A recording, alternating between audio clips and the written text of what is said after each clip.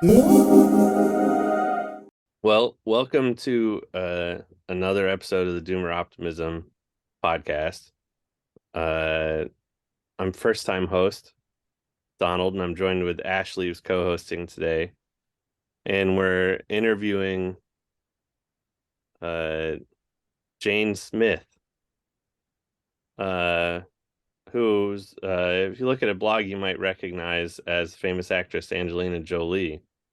Um, and So yeah, this is Angelina Jolie's pseudonym, James Smith, and spelled in the PG Woodhouse style. And we're going to be talking today about um, uh, keeping a home, and a review she wrote recently of Cheryl Mendelson's wonderful book, uh, Home Comforts. And then maybe we'll also get into the joint review she wrote with her husband of The Ancient City, which I think actually the two reviews really complement each other. They talk about very similar things. Um, so very funny to call you Jane, but could you briefly, while maintaining your pseudo anonymity, introduce yourself, and uh, maybe introduce the Mendelson book too? Sure. I am a housewife in the suburbs of a big American city. My husband and I have 4 kids. And over our Christmas break, I was telling him about some book I'd read, and he was telling me about some book he'd read. And I said, we should have a Substack where we write book reviews. And so we did. We started one.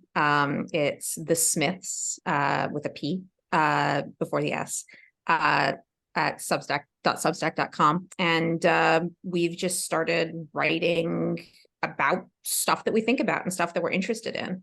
And it's actually, you mentioned that our review of The Ancient City segues well into the one that I wrote more recently. But I found that it all works together really well because it turns out, without really quite noticing it, over the last decade plus of building a household and a family, we've come to think about a lot of the same things from very different angles. So it's been a great project for us to do together, to have something that we're working on besides the kids. So this review that I wrote, Home Comforts, is this massive, like 900-page book by a woman named Cheryl Mendelson, who went to Harvard Law School and went to graduate school in philosophy, and then decided that she was going to keep house, that was, the thing that was going to be really meaningful to her, and wrote a book that was meant to be a reference work. She's got, chapters on how to clean various fabrics and, how to make sure that you're not going to give anybody food poisoning, and, how frequently you should vacuum, and how you should change your bed sheets twice a week, which, like, goodness knows I don't do. But she also has some really beautiful meditations on why this matters and why this is actually important and valuable work, not just, stuff that has to get done, but stuff that can actually provide meaning and be a worthwhile undertaking for somebody who went to Harvard Law School. And so I've been thinking about this on and off for a decade, but more actively for a couple of months, because a guy I know said, hey, you've been home with your kids. You like being home with your kids. No women I know think that would be like a good way to live their lives when they get married and have kids. Has anybody written anything explaining like why this is actually a useful, valuable, satisfying thing to do? And I went looking to see if I could find something to send him. And I basically couldn't. So I decided that I should probably write it myself. Mm. So I did the nice thing about book reviews is that sometimes you can say, hey, this is a fun book, you should read it because you'll enjoy it.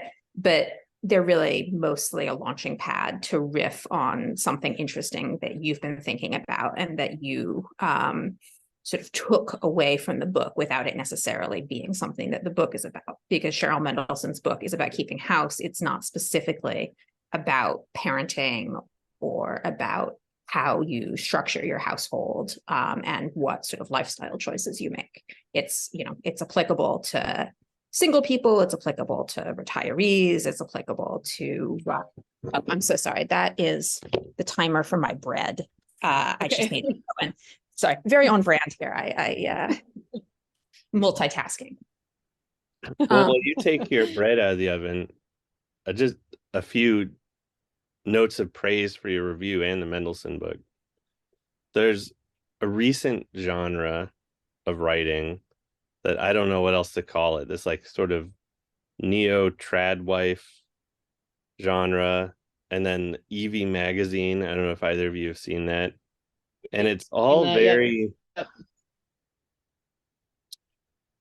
it doesn't speak to me at all. I mean, it's not meant to, I guess, but it's all very strange, and it seems to be written by people who just think about it in a really abstract way, but don't actually have children yet, or something like that. I don't know. I can't quite put my finger on what's wrong with it. But what it's almost like fetishizing in some ways, if that's the right word. It's like placing a mirror, or placing a projected fantasy onto what it is. It's like, I don't know if that helps, but that's what it seems like to me.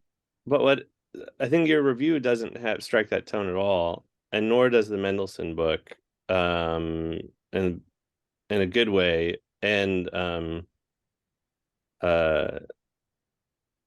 at the beginning of the Mendelson book, one of the things I like about it is she talks about her grandmothers. She has a British grandmother and an Italian grandmother. Both of them had very opposite approaches to keeping house. The funniest one is that, so the British grandmother, everything is tightened up, and she makes her beds very strictly, and the Italian grandmother thinks sheets need to breathe. So, you don't make your bed super tight. And so she has to balance the two, but she has these two excellent models of people for whom, keeping a good house was a way of life and something important.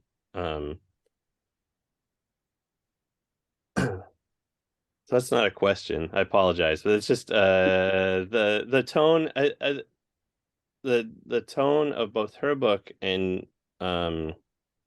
like there's a line in the Don DeLillo novel that it's hard to be serious, it's easy to be too serious. And I think that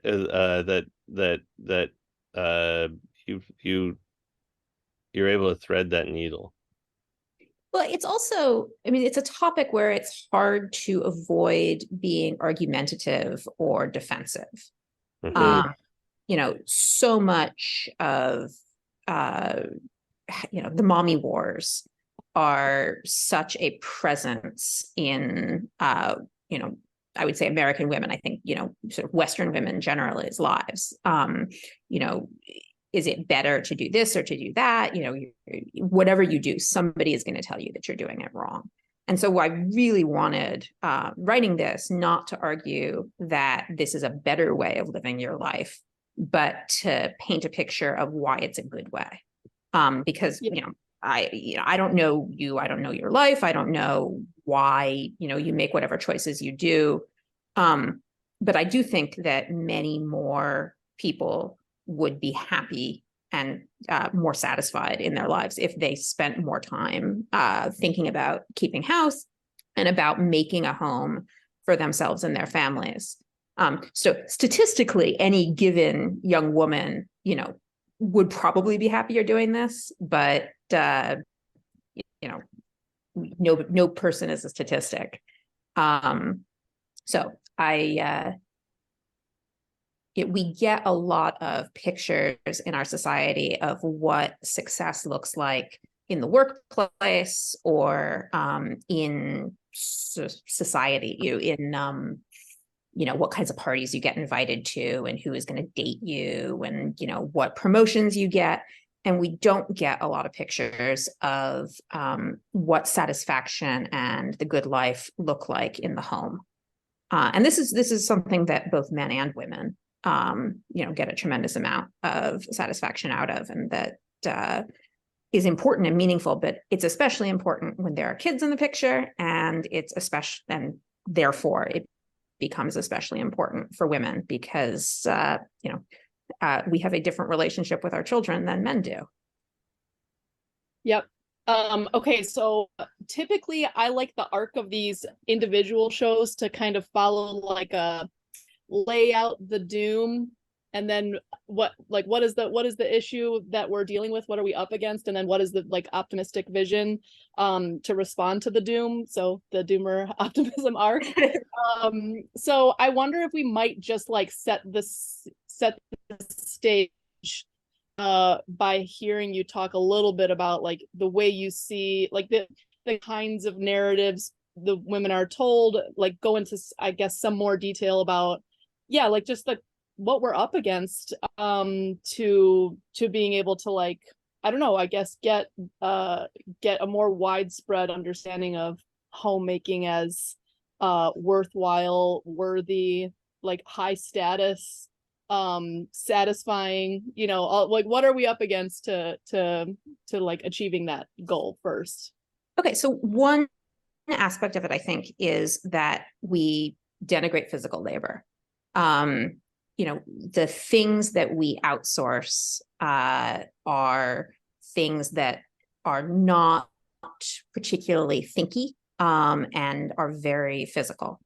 Gardening is like a cool hobby, but when you're spreading, like a ton of mulch, that's what you're going to hire somebody to do. In the same way, people get very into brewing kombucha or making sourdough or whatever, but scrubbing toilets is the kind of thing that we hire other people to do. And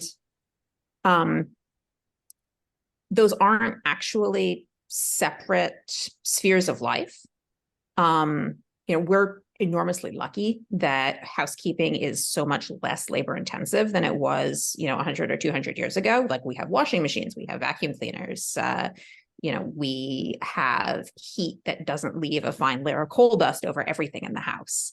So it's a lot easier than it used to be.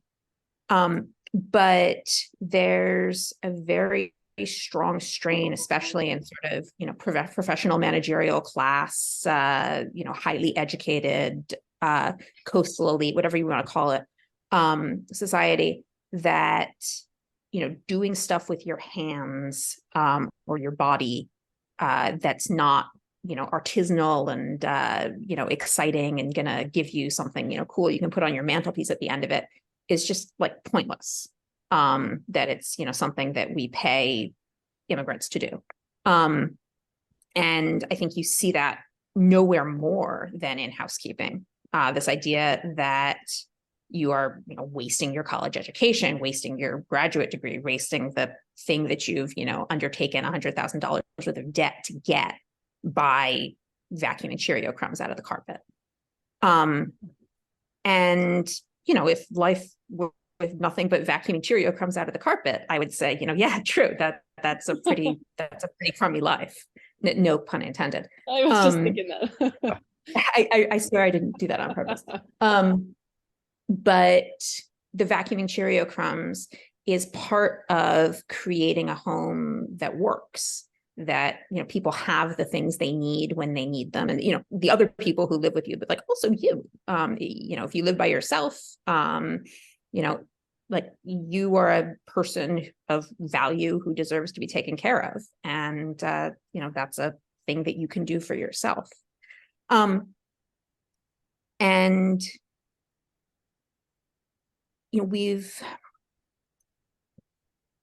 we've decided as a society, or, spheres of society have decided that, that these things are either not important at all, like they don't have to be done, or that they are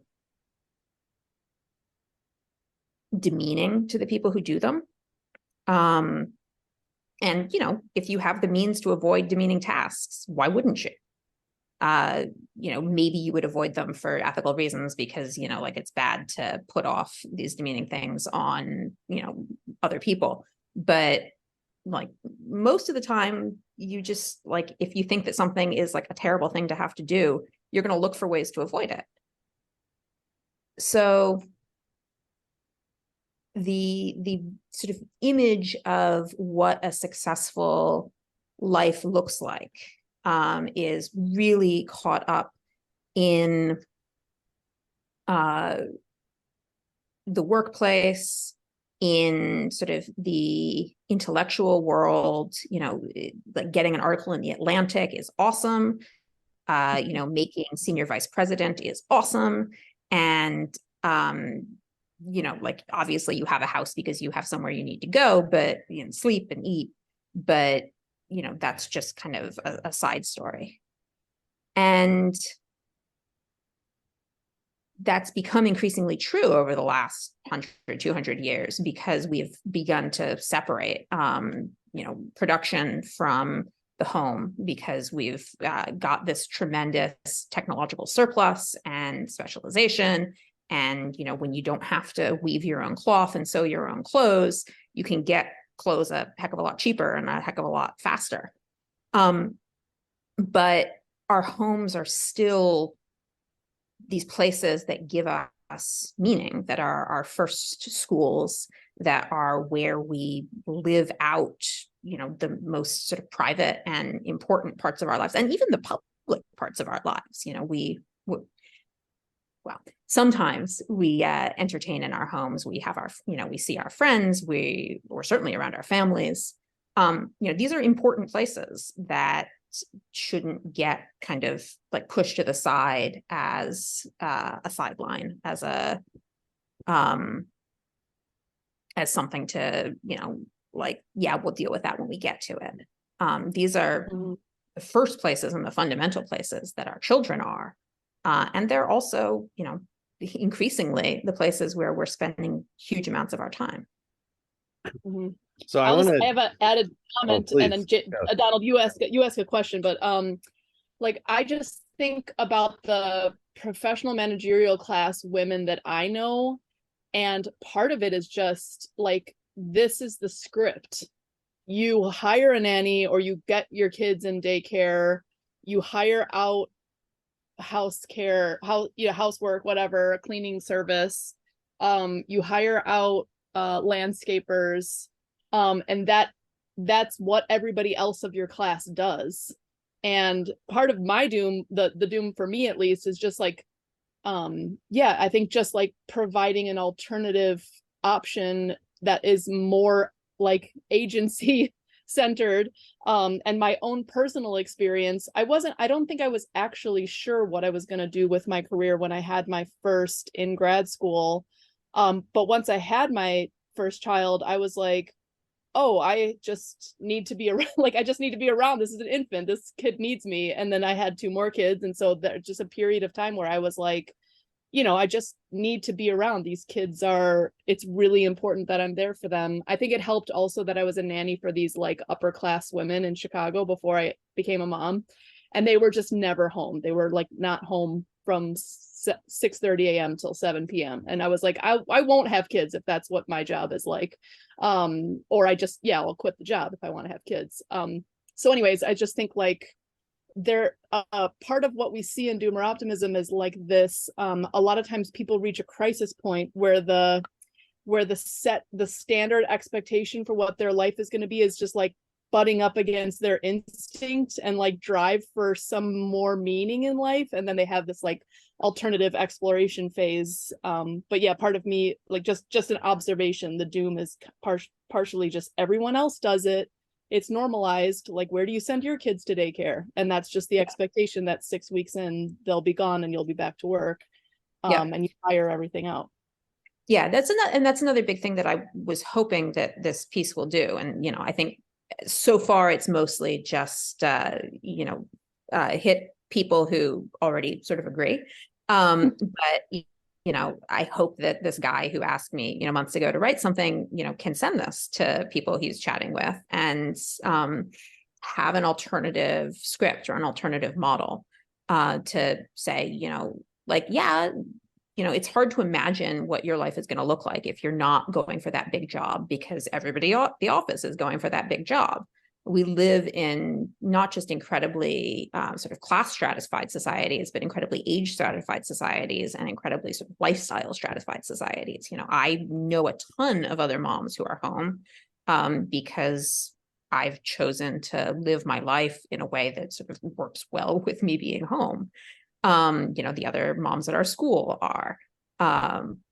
And so it's really hard to sort of jump from one track to another, or even more to sort of blaze your own track because you don't have anybody to copy. Mm-hmm. So I read all these books to my daughters, that my older daughter especially, that I never read growing up because I had brothers. So the Laura Ingalls Wilder books and the Betsy Tacy Tibb books and all these things. And I think that they offer a really interesting window into domestic life in an earlier America.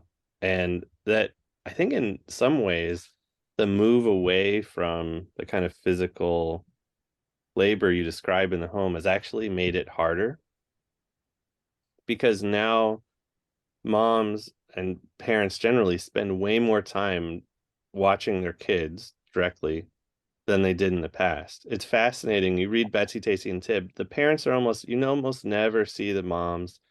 The moms are baking and canning fruits and vegetables and gardening and spending time with each other. They watch the babies, but as soon as the babies are big enough to be watched by the older kids, the kids are out of the house and are in a world of children, because there are lots of children around. And the kids are in a world of children with very, very little parent supervision. The moms are at home and they are making and mending clothes, they're preparing food, they're preserving food, they're making plans, they're just hanging out with each other. So there was a world of women, an entire sphere of life in which women were autonomous and totally dictated the terms of that world.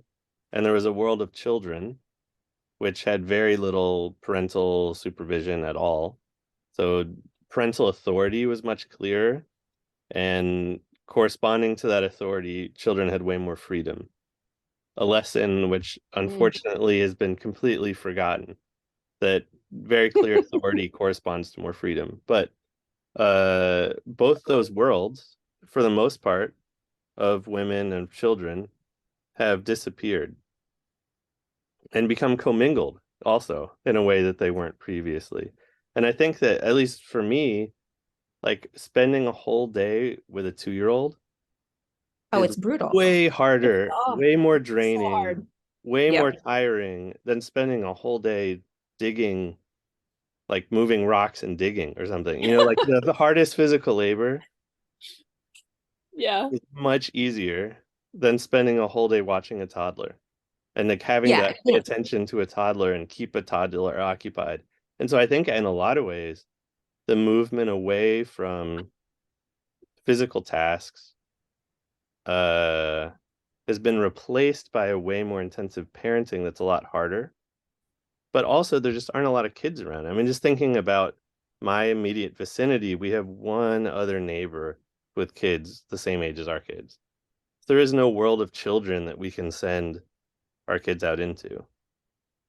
So we moved almost 2 years ago now, and the neighborhood that we moved to is one where we already knew several families with kids our kids' ages.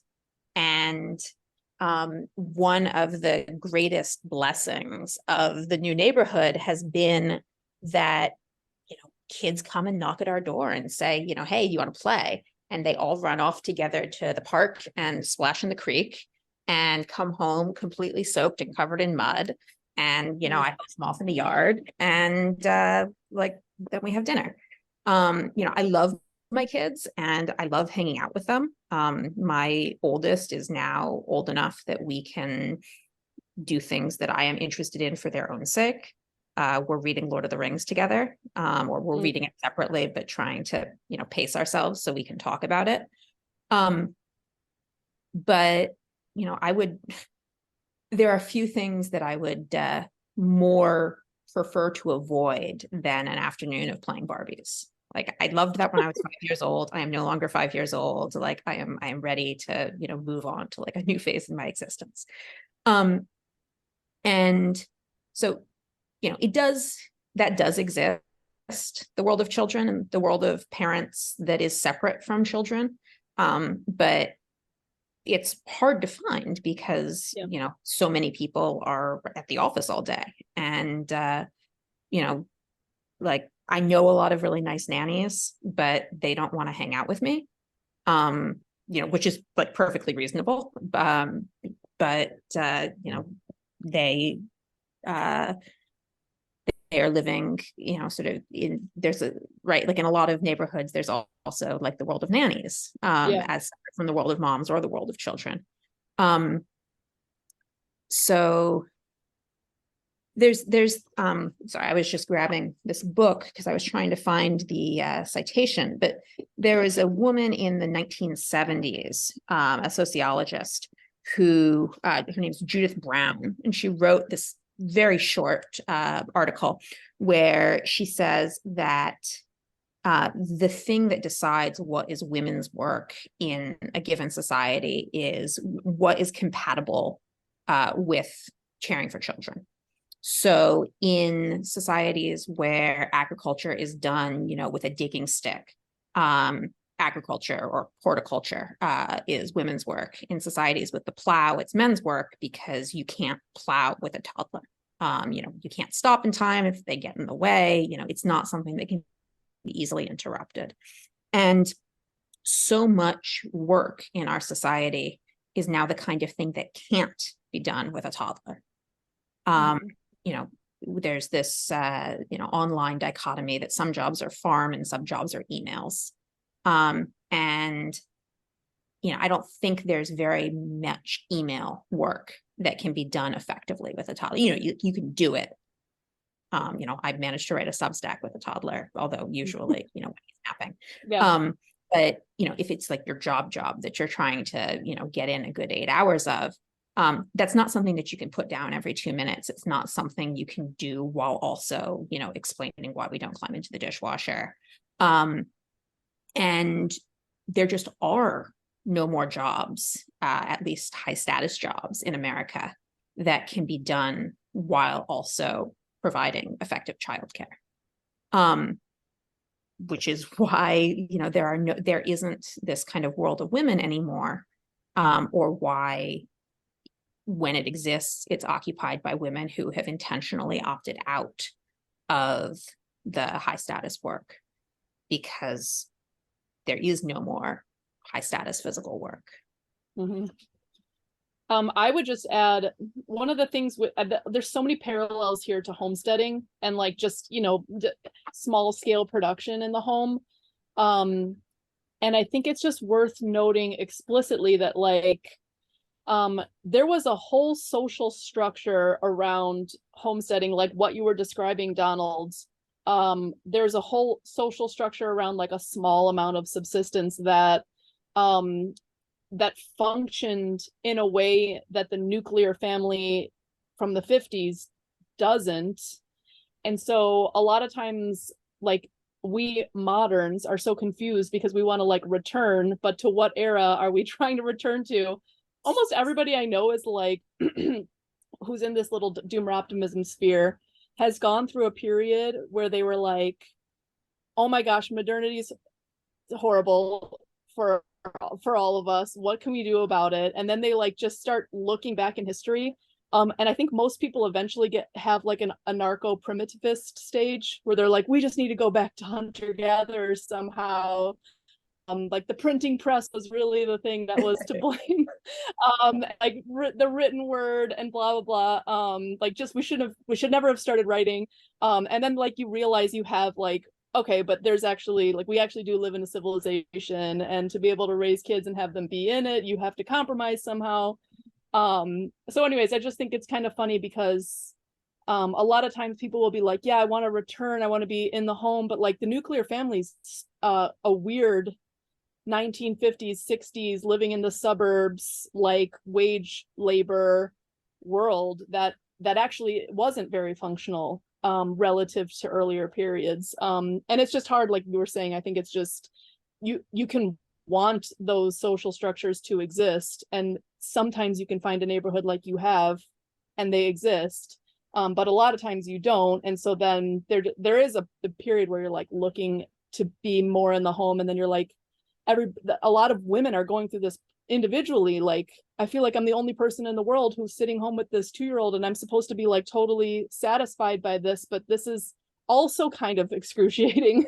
I think maybe less so, and I want to be with her. It's less so than the email job would be and putting her in daycare would be, but this also isn't functional. So I think like it's just a really good point to bring up the contours of that. Like there are different social periods that we look back to.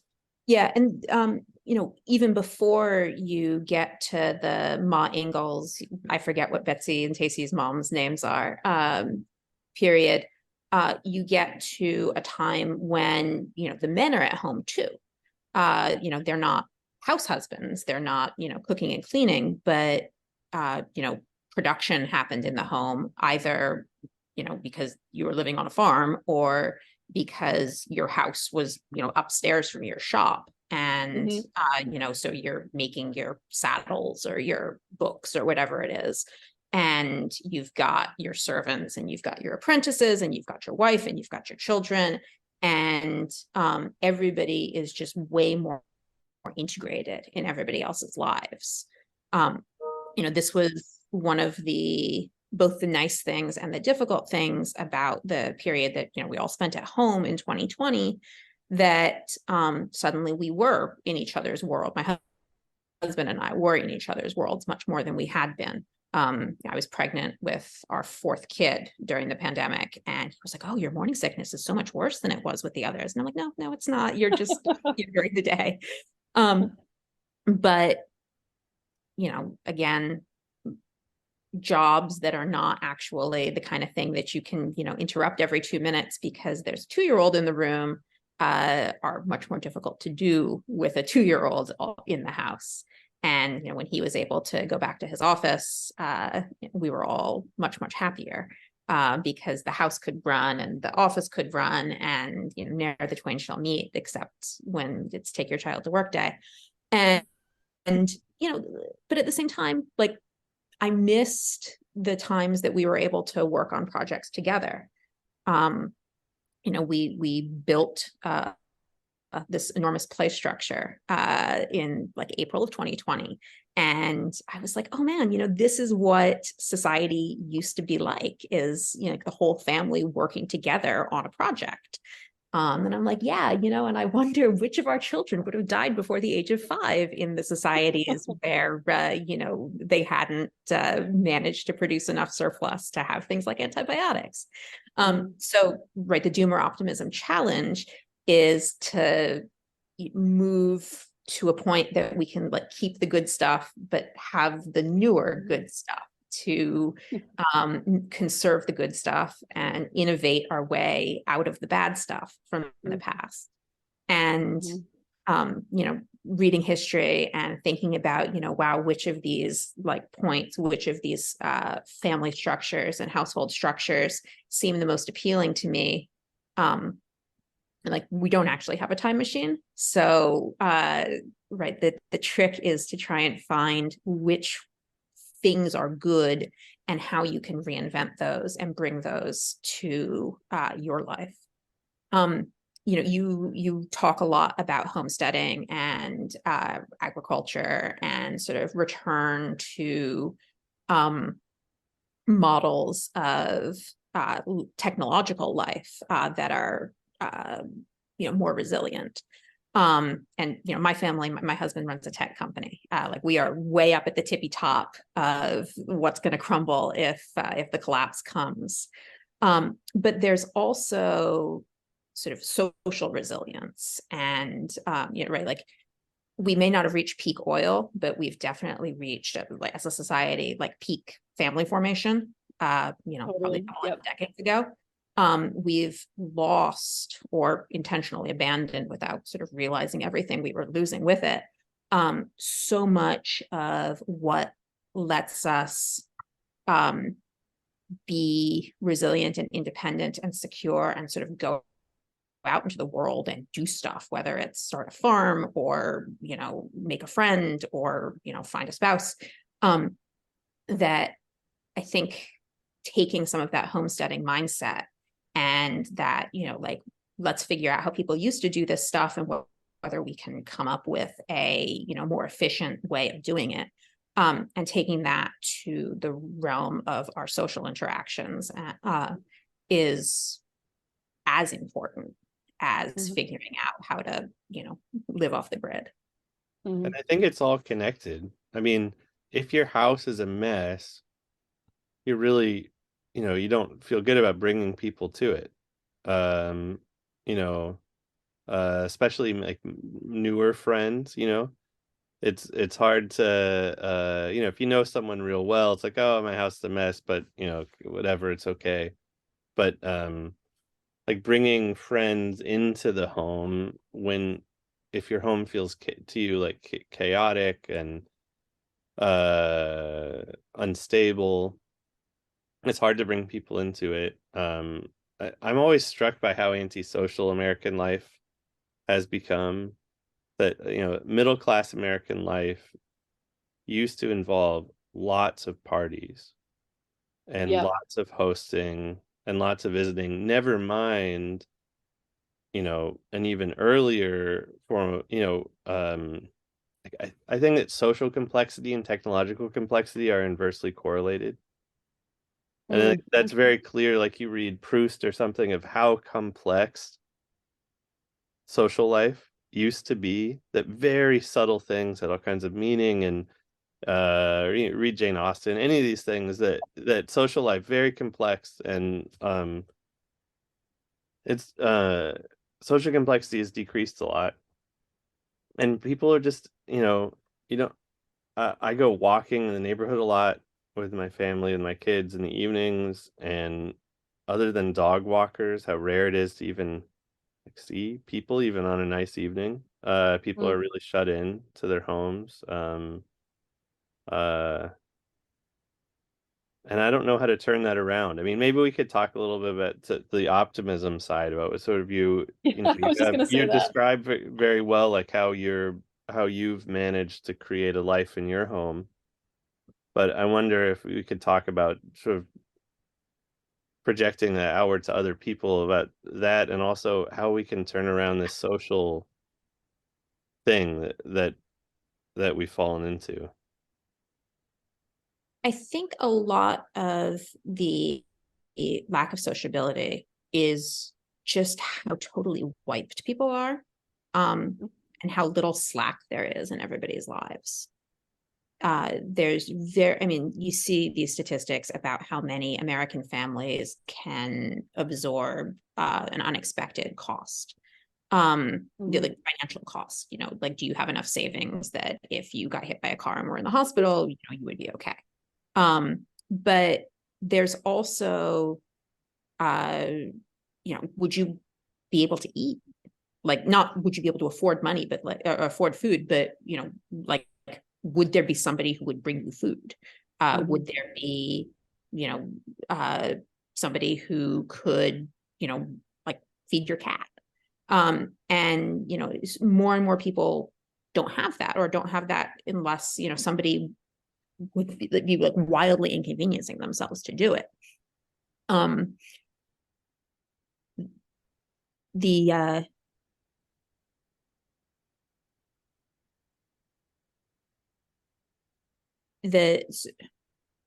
of the sort of biggest reasons to stay home or to sort of structure your life that way is that it introduces slack into the system. It it's not a 9-to-5 job. Like, there is a lot of downtime. There's also a lot of uptime in the middle of the night. but it means that when something unexpected happens to you, to someone in your social circle, you can absorb it without, everything going completely berserk.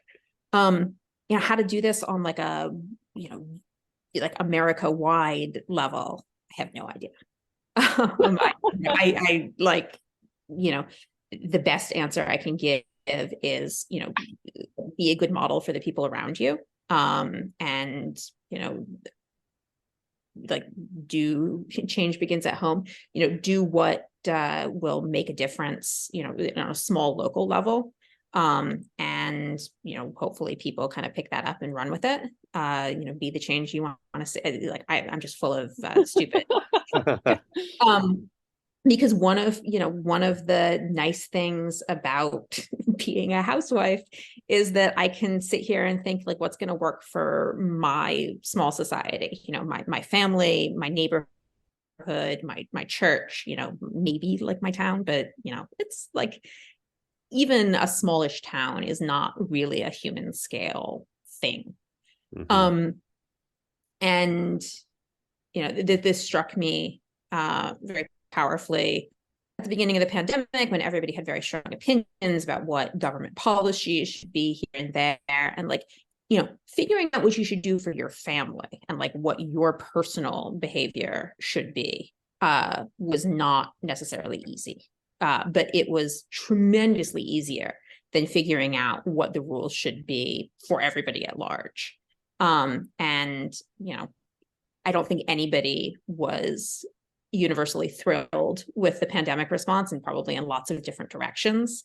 But the way that, like, I'm not sure there was a way that you could have made policy for a country of 300 million people that were, for an individual state that was gonna work effectively, just because that's not a human scale institution. Mm-hmm. So one answer is that, we should work on finding more of our meaning and more of our status from human scale institutions, from, groups of people that are small enough that you can know, if not all of them, then many of them. And we should work on, questioning the scripts that we're given. Staying home is low status. Cheryl Mendelson talks about this, and it's like, nobody wants to talk to you at a cocktail party if you say you're a housewife. And, I've actually found that housewife is a better line than stay-at-home mom, because if you say, oh, I'm a stay-at-home mom, everybody's like, oh, that's great, kids are so great, and, like wanders off. And if you say you're a housewife, they're like, bro, like, like that's just not a thing that people say in 2023. So in that brief moment that the wires are crossed, you can be like, hey, what do you think about, evidence that Neanderthals engaged in cannibalism? And totally. And but it gives you an opportunity to strike up a conversation about something that is actually interesting to you. Whereas, what is your job generally isn't. Yeah, so I just have some thoughts. First of all, what you're saying sounds so much like what we were constantly repeat on here, not just with homesteading, but like all sort of like wicked problems they that we face. That thinking about solutions on a human scale, thinking about solutions that are like locally specific to whatever problem you're facing. So like figuring out your own life, figuring out the smallest possible sphere and moving out from there is something we talk about all the time. That's like so great. I really wonder how to make that high status. That's something that's just gonna always kind of be in my head, like how to make this something like, look at how wonderful and cool this is, that there was this problem we were presented with, and then we like used our ingenuity and we solved the problem, and that's like a really cool thing, and people can follow this model. I also want to point out, I love the point you made about the social slack.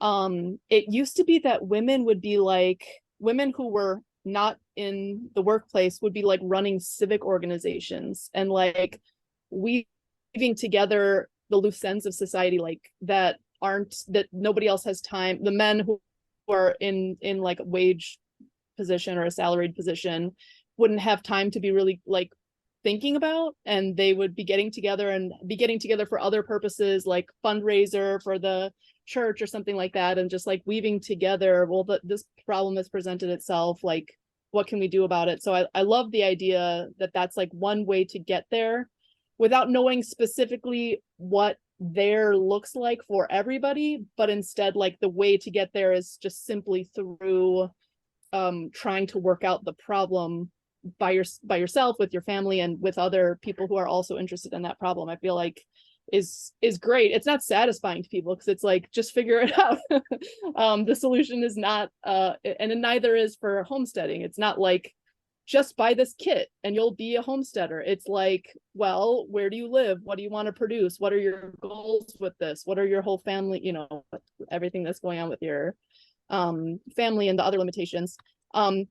The other thing I just want to point out is the Italian grandmother versus the British grandmother thing, which is, I think that there is just so many ways a healthy home can look. And I think it's just really important to point out, especially with the mommy wars. Everybody wants to have like some weird like prototype or archetype.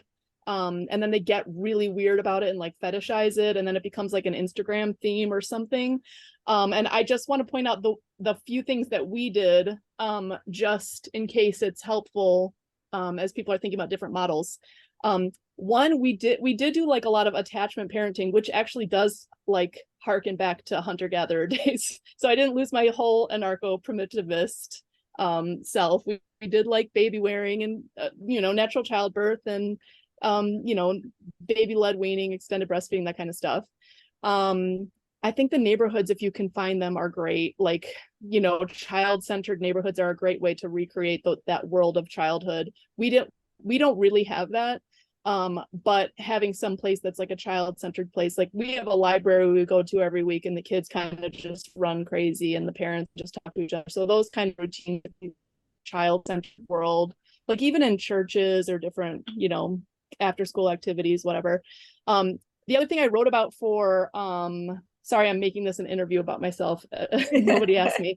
But the other thing I wrote about in Front Porch Republic is I read something from like a money blogger in like the 2007-8 era, that was like, you could think about retirement in different ways. Like you don't have to think about working your whole life and then retiring at 65 or 68 or whatever. You could take mini retirements throughout your life, to dedicate to something that's non-full. I basically took a mini retirement while our kids were in like the infant stages, and now are like getting back into ramping up our work as they're getting older. So that's one option for people like in the modern context. And then the other thing is just, we do like homesteading, and in theory, although we're not producing really enough for this to work, but in theory, some amount of home production could lead to like what they call in sociology a downshifting, meaning you can work less, consume less. If you produce more, then your total number of work hours as a family or as a couple can be lowered. So I think that's another strategy that I think a lot of people just don't really think that much about, but like you could potentially, you know, work less if you try to lower your consumption and increase your production, even if it's a little bit at home. So yeah. Sorry.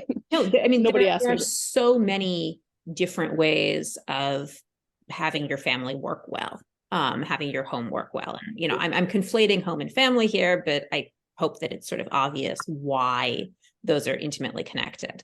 You know, it depends on the personalities of the people. It depends on, you know, the personalities and the needs of the people. You know, a family with a child with, you know, serious medical issues is going to work very, very differently than, you know, a family with like 5, you know, athletic teenagers. You know, not least because the parents can do a lot less physical labor with the athletic teenagers in the house.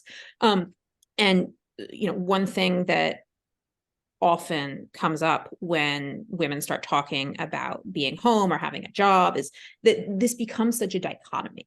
It's this idea that, you know, either you're at home paying attention to your kids 24/7, or, you know, you're working in, you know, some high-powered career and, you know, your children are being, you know, watched by a nanny or your husband or whatever. And those aren't the only choices. And exactly which of those choices you make isn't even really the most important question. Right. The question and the thing that should be at the forefront of people's minds, and especially people who, you know, aren't married yet and don't have kids yet, and are trying to figure out, you know, what they should do right now to kind of get their lives on the track for the kind of life they want in the future, is just where your priorities are. Once you have, you know, like corporations have, you know, their statement of values and, you know, we were integrity, whatever. I knew a guy who had a Enron corporate principles plaque from, you know, back in the day before they, it was just like one of his prized possessions. But, you know, that's a reasonable thing to have as a person. I mean, not like on a plaque because that would be weird, but, you know, like, what is it that is actually important to you? Because as your circumstances change, you may find that whatever path you are following doesn't actually, you know, lead in that direction. You know, is self-sufficiency really important to you? Is being, you know, super connected with the people around you really important to you? Is having a lot of like downtime by yourself where you can just like breathe and think really important to you? And, you know, how do you maintain those things that you really care about, that really matter? Because chances are really good that just doing what everybody else is doing is not going to allow you to live the kind of life that you want to live, because you're not everybody else and your circumstances aren't everybody else's. And also, like, most people are just not very happy. So copying what they're doing is not actually like a good path forward. And realizing you have agency to make choices. Yes, well, I mean that's it's huge. Such an important like, thing. And I mean, just thinking about my own life, I feel like when my wife and I had our first kid, I was working and commuting to grad school, and it was insane. You know? Yeah. She was working and then her mom was watching the baby, and it was completely unsustainable and didn't make any sense. And we were all unhappy with it. And it's taken us a while to move more towards a situation. Like, my wife's a therapist. She was working in a hospital, and then, you know, now she has a private practice so she can work fewer days, just work it, you know, and set her own hours. And you know, we've moved closer to what we want, but, you know, we keep tinkering with it. But realizing that it's up to you, you know, it sounds strange to say, but you know, that there's no these sort of automatic tracks that people find themselves on, like K through 12 and then college, and then some people, you know, you get recruited to a job while in college, and then, you know, next thing you know, you're 39 and you're looking around, you know, what happened? I think that that's actually fairly common. Well, and especially with a lot of, you know, professional jobs where there's a very clear track. You know, if you want to be a lawyer, you know, you go to law school and then you're an associate, and then, you know, or, you know, med school is even more dramatic that way. And, you know, like I was very into school as a kid. Like, I loved school. I loved, you know, well, I didn't love doing my homework, but I loved like having this very clear structure. And stepping outside of that as an adult, and, you know, not only was I not going into one of these careers that has a very clearly defined set of steps, but I was even stepping outside of steps in general. I was stepping outside of, anybody else telling me, this is what your life is going to look like, and these are the boxes you need to check, was terrifying. Yeah. And having to sort of figure out for yourself, what does success look like? And, where, like, how do you spend your time? How do you create your own structure? Was really, really difficult. Having one baby is like the hardest stage of life, because they are so much work, and yet they are so boring. Yes. I mean, they're wonderful, but like, they are so boring. And, nobody believes me when I say this, but like, having a whole bunch of kids with a baby is just like way, way, way easier than having one baby, because, there's like other stuff going on. You might be busy. It might be hard to, catch a moment to sit down, but like, that's way better than having nothing to do but sit down and look at the baby the whole time. Like, oh my God, how many pictures did I have of my first kid just like laying there? I don't even have, and it's just the cliche, but I have like relatively way fewer of my third, just sitting in various chairs her whole like infancy. It was like, what were you doing at that time? Okay, so yeah, I would say totally agree. I mean, with any of this doomer optimism stuff, we say like, have agency, figure it out. And you actually do get tougher when you kind of push yourself and figure those things out. But there is a period of adaptation that's tough, and there's no real way around it. But it's okay, because it's like your life, and what else are you supposed to be doing but like find the best way to live it. But just to be gentle with yourself throughout as you're figuring it out. The other thing I wanted to ask you about, Donald mentioned the Ancient City review. I wonder if we could talk about, if you're okay, Donald, with me moving in this direction, like what hangs the Substack together? Like, what is the interest of you and your husband now that you're a decade into the family project? Like, what are some of these themes you're exploring?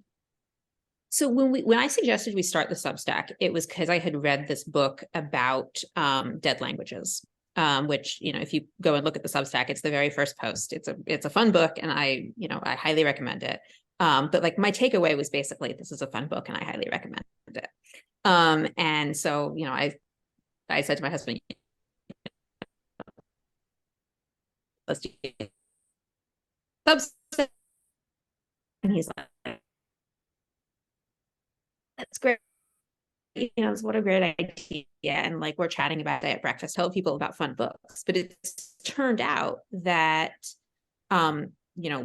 just sort of looking at the books that we have both been reading and thinking about, that we're both thinking a lot about institutions and culture and knowledge, and how these shape one another, and how sort of the ways that we live our lives encode this tacit knowledge, and how that can be sort of accepted or rejected. I mean, some of it is just like, hey, I read this cool book, and my interests and his interests don't always align. The post that just went up today, he wrote about this book on Galois theory, which is a branch of mathematics. And so, there's all these people who came and like read what I had to say about being a housewife. And now I'm like, surprise, here's what my husband thinks about math. What ended up tying it together was kind of our shared interest in like how society and culture work, and how that works itself out in various different spheres of life. So it's mostly like either I write something or he writes something, but occasionally we'll have something that we've read together, and we'll just like write it in the form of emails to each other and conversation that we're having together. So this review of The Ancient City is a book written in the 1860s by this French classicist. And he's going through, how did the ancient city work? We have this idea of what, the golden age of Athens, or like the very late Roman Republic looked like, but that was building on, hundreds and hundreds of years of culture and history and just like weirdness. You read the D'Aulaire's book of Greek myths, and it's got, these pretty pictures and these very clear stories. But that's not actually sort of the substrate of ancient life. And the argument that the guy who wrote this book, his name is Fustel de Coulanges, the argument that Fustel de Coulanges makes is that the fundamental religion of the ancient world is basically ancestor worship. And so the fundamental institution of the ancient world is the family in a very, I want to say patriarchal, but like really, really patriarchal, like the head of the family is the father, and he has the power of life and death over not just his, infant children, but, his like grown son's wife. And it's not, because he's like got the biggest stick, it's because he is, the representative of this ancestral cult. And then the city grows out of an extension of this cult of the family to, be itself this incredibly totalitarian social thing. Like every aspect of life is ruled by the religion. And so, this is like a kind of interesting way of thinking about how the ancient world works. And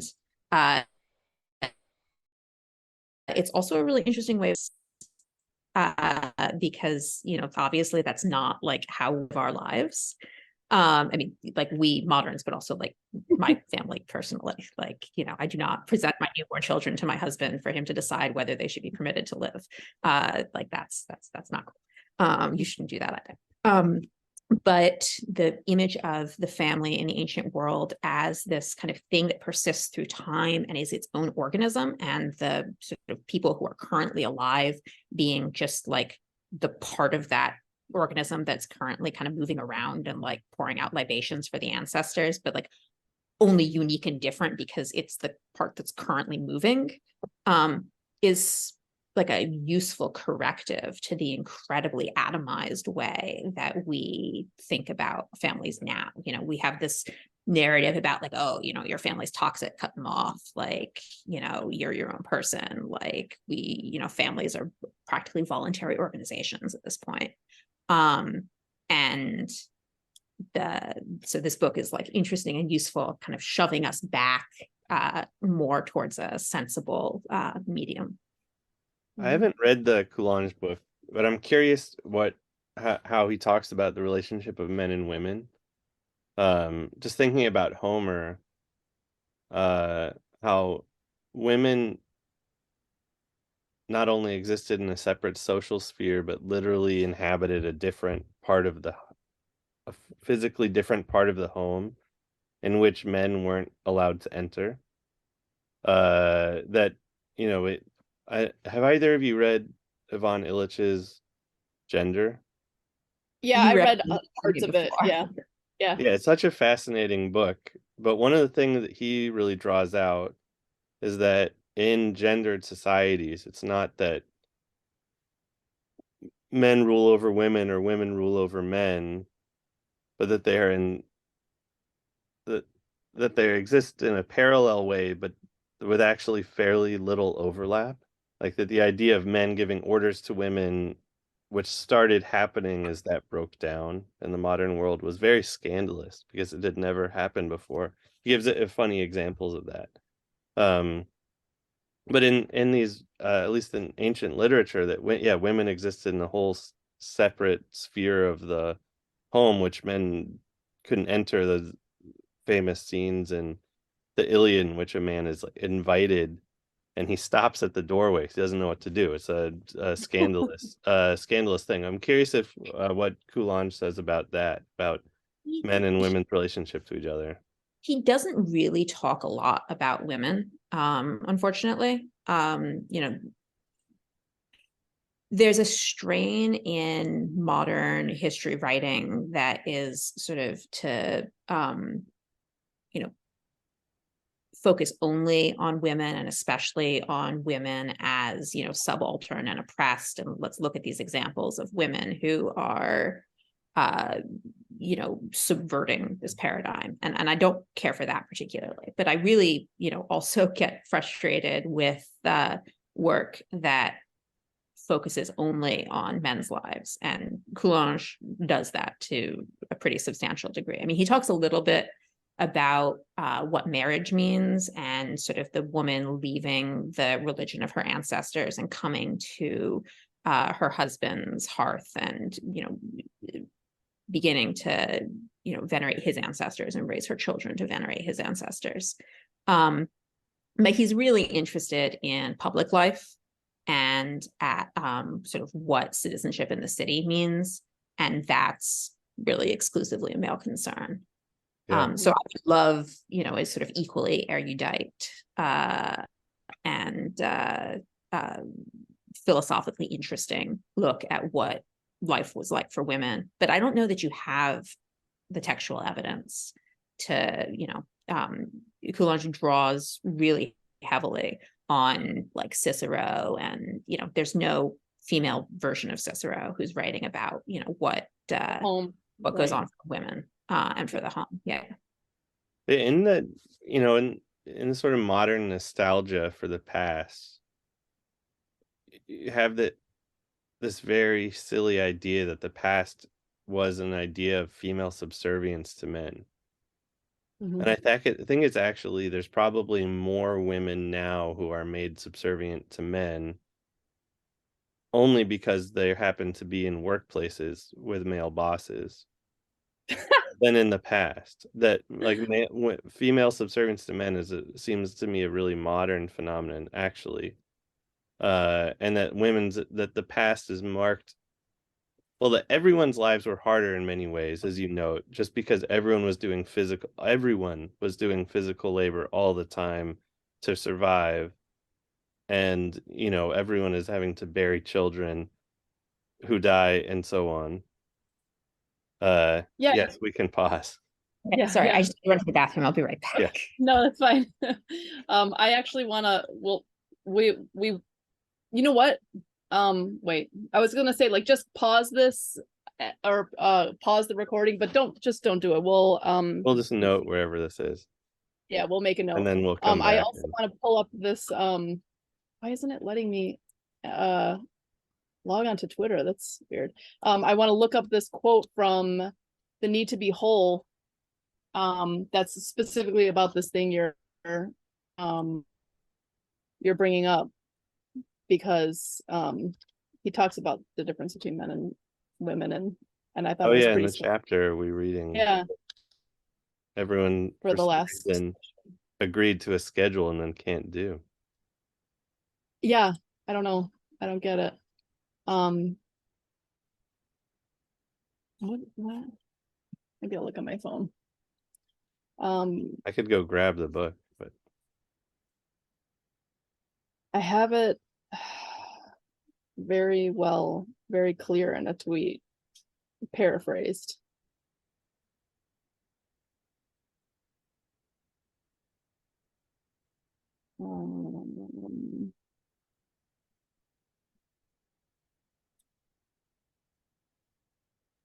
Hey, thanks. Sorry. All right. So, okay, well, we'll go back and just subtract these minute or whatever from the final recording we released. Okay. But anyway, I was just saying that, that how annoying it is to me that in both pro and anti, we have this projection onto the past of an idea of female subservience to men, when the bigger reality is it was basically everyone's subservience to nature, of having to do lots of labor and just faced with necessity, but that the social life was primarily of male and female autonomy, separate from one another. Obvious, there's overlap mainly through marriage, and that men and women existing in separate spheres in which it would have been socially totally unacceptable for men to dictate how the women live their lives. we No, tend that there was a very intense social pressure and rules about how life would be conducted, but it was of women exerting that pressure on one another and men separately, but of relative autonomy. At least that's my Illichian. Maybe that is I'm sure has issues with it too. It's very broad in general. Well, I think we tend to read the Victorians back onto basically every period of history, in an incredibly unhelpful and inaccurate way. Like every condemnation that people proffer of the Puritans is actually talking about the Victorians. All of the criticisms of, female subjection. Like the Victorian era is like unique and weird in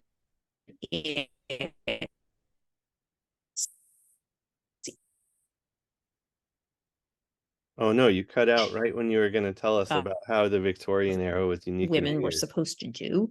Yeah. There is weird in its image of what women were supposed to do, basically as little as possible. But it was a household that required less work to run it than had ever happened before. Women were running the household in, early modern England too, but, they didn't have, any of these industrial production. They didn't have any of the, labor saving or outsourcing that Victorian women had. And, so you're left with basically like sitting there and looking pretty, which weren't they doing even more than that? Satisfying. I'm sorry? Weren't Victorian women playing music and memorizing poetry and doing crafts and were educated in a way that most people today couldn't even imagine being? It's definitely true of like Georgian women. I think you start maybe this is more of a late Victorian thing, but I think you start at a certain point to have this image of the woman as the refuge from the big, mean, scary world.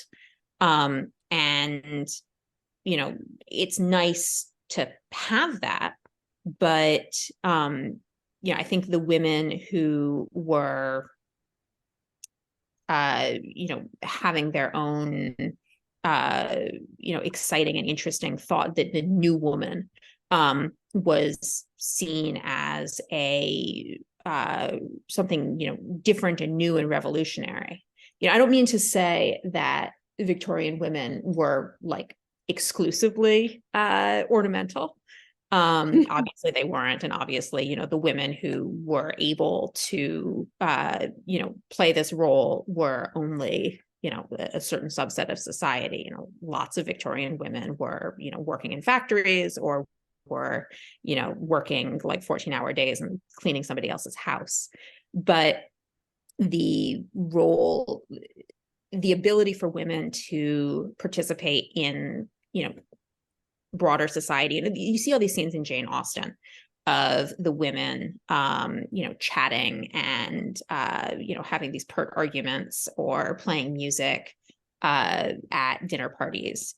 And in the Victorian era, that becomes increasingly separated, and the women's social lives and the men's social lives kind of withdraw from one another. The earlier periods, the socializing is much more unified, where the rest of life is much less.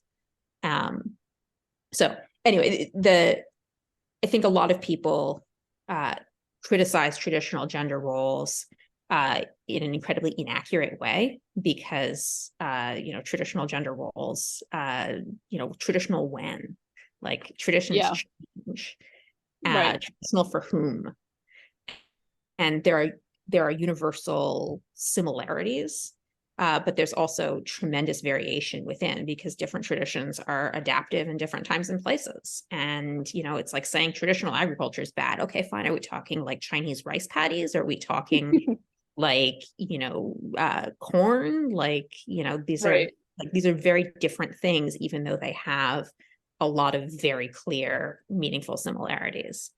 And, going back to what we were saying before about finding things that fit for you and for your life, like you can say, these traditions encoded something important and meaningful and good. But, the circumstances that gave rise to these traditions are gone. Like, how do we now encode those same truths in a way that works for us? Mhm. You can't be the angel in the house without an entire domestic staff.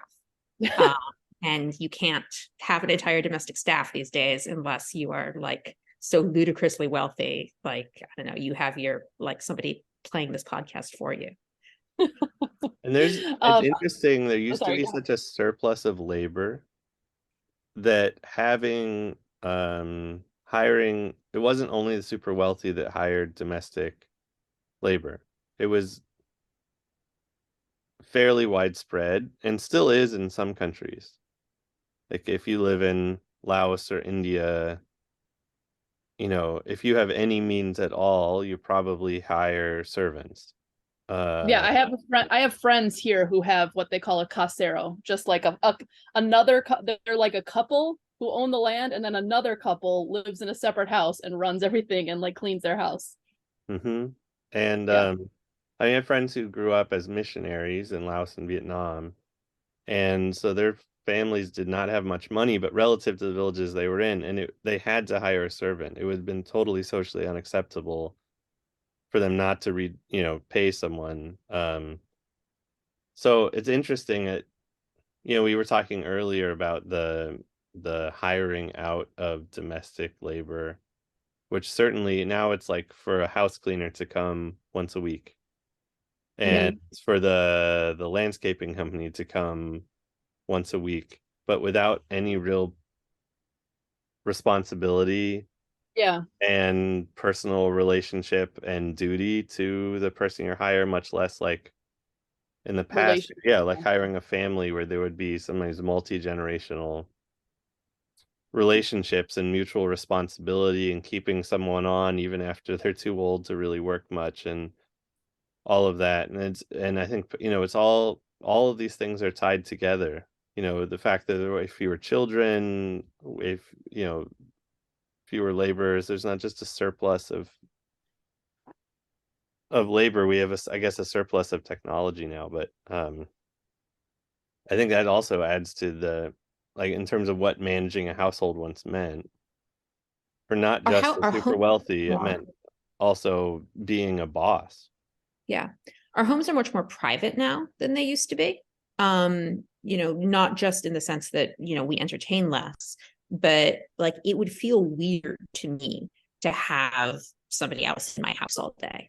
Because, I want to be able to like wander around in my pajamas and,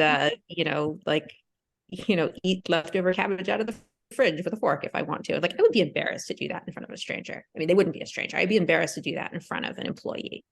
And just the mere fact that I just used the word employee, that's not the kind of relationship that people who, had domestic staffs had with their servants. It wasn't this very transactional, like I provide money, you provide services, like, there we are, we're happy kind of relationship. It was much deeper than that. And I don't mean that in a sort of like, and therefore it was better, because, like they're constantly up in your business and going both ways. There are these scenes in Jane Austen where like they're being very careful not to talk about their business in front of the servants because the servants are going to talk about them. And at the same time, the employers are, very concerned with the moral status and the behavior of their servants. It's a much more intimate relationship than we like to have with people where money is changing hands. Like if you're at your office, like we consider it inappropriate for your boss to, tell you what to do in your marriage or how to raise your children. Because that's none of their business. That's not, what this, like, exchange-based impersonal relationship is supposed to be. And, you know, there's good and bad there. It's, you know, it's sort of necessary in a society as polarized as ours is, because, you know, you really don't want your boss telling you how to vote. But it's also a kind of relationship, and a kind of relationship that takes up so much of people's lives, that looks only at one very specific aspect of what it is to be human. You know, your professional persona is part of you, but it's not all of you, and it's not some of the most important parts of you. So the kind of relation, you know, spending your life in the kind of relationship where you don't get to, I mean, there's this stupid line about bringing your whole self to work, which like nobody ever actually wants you to do. And you don't want to do it either. right. And you're right. And you don't want to do it either. But the purely transactional relationships are, you know, dehumanizing in a sense. And, you know, you don't, having somebody in your house in sort of your most private and intimate space all day, where you have only that transactional relationship, ruins something about the comfort of your own home. But Americans are really, really uncomfortable with any other kind of relationship when money is changing hands. Yeah. This is a common sociological concept, the Gemeinschaft versus Gesellschaft. Gesellschaft is like these atomized relationships, transactional, you know, there's nothing really besides I'm going to pay you for this, and we just kind of keep very strong bounds on that, versus Gemeinschaft, which is like more organic community, more intertwined, but much more complicated. There's like a lot of looseness on one end, but a lot of social rules to like kind of keep that looseness. Oh, I don't know. Well, sorry. Okay. That was an accident. Carry on. When I first moved to Uruguay, we bought a car here, and after we bought the car, they had so little gas in it, like I think just to let people test drive it, that the guy the like kept like no gas in any of the cars, that after we bought it, we're driving to like register it, and the guy who's selling cars was like, hey, can you go drive me to this other car that was on a test drive? It ran out of gas. And I had to like go walk, and he just like got in the bed of the truck, and we're like driving the car salesman. And it was like such a culture shock, but like a moment where it's like, okay, well, he doesn't have to be like, I can't ask these people anything because I just sold them a car, and therefore I have to maintain that kind of relationship. It's like, it's okay. Like these situations happen, whatever. Then you can remember the guy, and then there's like this positive thing. And I just want to bring it back to while we're wrapping up, this concept about the question about like men and women and differences that Donald raised. I just have to bring up this point from this. I know it's like not the topic of this podcast, but we're reading The Need to Be Whole by Wendell Berry. And its book's not really about women and men at all, but he says this thing that I think is relevant right now. He says like there's 4 truths about men and women. 1, women are physically and sexually different. 2, their role in procreation is a burden. 3, they're sexually attractive to men, which is a danger because 4, they're physically smaller than men. And I think like there's a connection here between homesteading and what's going on in the home and relationships between men and women. There are natural differences that are like material reality differences, and then those influence how we make rules in society around protecting those differences. And I think if we're trying to think about moving forward, an ideal way to move forward is first to recognize that there are differences, and that's good. It actually provides a lot of like interest to life. And then to just think like, you know, moving forward, what are the best ways to, for example, protect physically smaller women from men, in a way that doesn't necessarily bring back the whole like women are wards of men and have no rights on their own, you know? So it's like the very doomer optimism question is this one for me. It's, you know, like, but I think the first step is at least to like get out of that atomized Gesellschaft point of view where everybody's just kind of like expected to be an automaton and exactly in a role similar to everyone else in the role, as opposed to like kind of reforming these messy relationships that are like much more complicated, like Donald was saying, but like the rules matter and they're developing for a reason, if that makes sense. Well, yeah, and I think that Gesellschaft is part of why it's so difficult for women to think about being home, because that's something that only makes sense as part of a larger whole, right? Mm-hmm. Like being a housewife, I mean, just on like a very practical level, like how are you paying your bills? If, you know, it's just you, it doesn't, you know, it doesn't work. And we spend, you know, the first 20, 25, 30 years of our lives, you know, becoming these autonomous agents, that, you know, growing up, you know, what do you want to be when you grow up is something we ask kids. And what we mean is what job do you want? Mm-hmm. And, you know, no child's been, I want to be a valuable member of my community. And to suddenly turn from that model of life to, you know, I am part of a greater whole and I am part of a system that only makes sense with a partner, is really difficult. Is, you know, it's a massive psychological shift.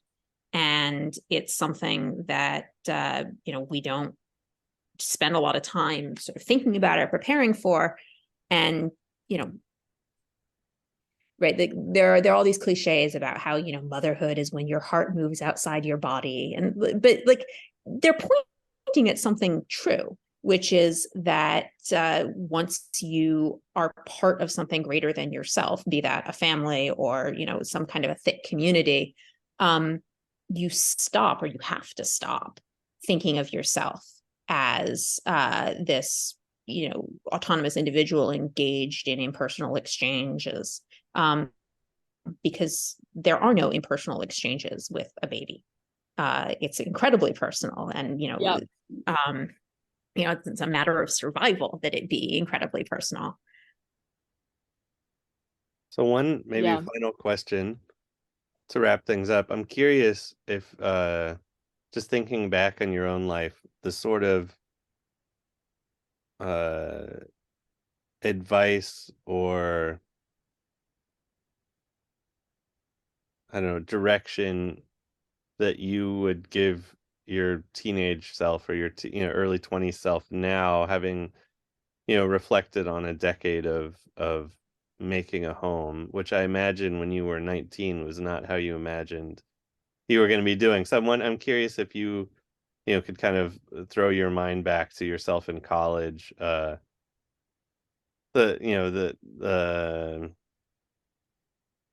you would, the advice you give, or how you would pitch your current life to that version of yourself.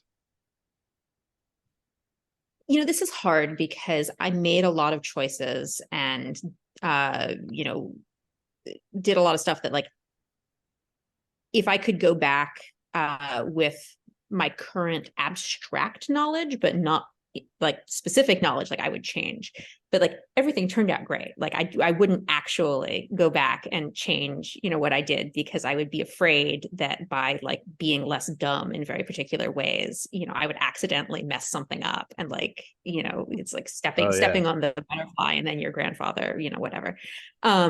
So it's hard for me not to change your life, but I'm just curious, you know, picturing a person like yourself at 19, like how you're sitting down for coffee with a student at your alma mater who's curious, you know, about the future or something. Like, what is your pitch, or your, just, you know, your wisdom that you're sharing? I think my wisdom that I'm sharing is, you know, taking care of other people is a valuable use of your time. Making a place that is a sort of secure, stable, comfortable. Creating the longhouse is right. Like, this is a whole separate podcast probably, but the making somewhere that is safe and comfortable and psychologically stable, or a place that promotes psychological stability, is a valuable use of your time. It's not a waste of your degree. And being able to do that for the people you love and for yourself is important. What exactly that's going to look like for you in your life, I can tell you what it looks like for me, but you're not me, and you're not married to my husband, thank God. And I mean, because I want him, not you shouldn't have him.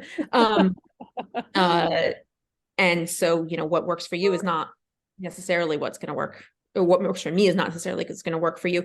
But like, think about your future not as what achievements are you going to rack up, but what can you offer to the people around you, and what can you make for them, and start thinking now of ways that you can make, skills you can accumulate, ways that you can become flexible, either practically or sort of psychologically, so that when life throws you a curveball, you can roll with it, to mix our metaphors terribly. That's a great mix. That's awesome. Metaphor. Yeah. Okay, that's a wonderful note to end on. Thank you so much for joining us today. Thank you.